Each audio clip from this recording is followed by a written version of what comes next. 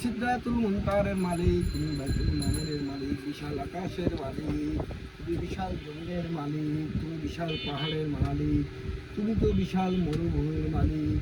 তুমি একমাত্র ক্ষমা করতে পারো ইয়া রাব্বুল আলামিন। খাস করে আমাদের হাতগুলি কবুল আর মঞ্জুর করে নাও ইয়া রাব্বুল আলামিন। আজকের এই আয়োজনে যত দোয়া দরুদ পাঠ করেছি, দোয়া দরুদগুলো সর্বপ্রথম কোটি কোটি গুণে বাড়ানো।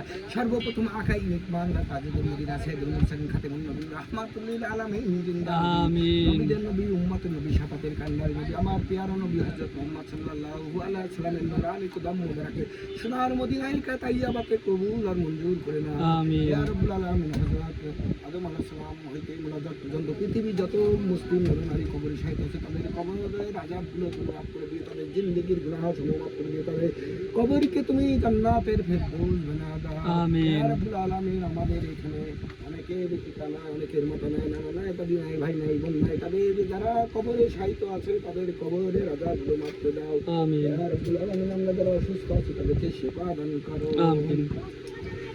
ربنا تقبل منا إنك أنت السميع العليم وتب علينا إنك أنت التواب الرحيم سبحان ربك رب العزة عما يصفون وسلام على المرسلين والحمد لله رب العالمين لا إله إلا الله محمد رسول الله صلى الله عليه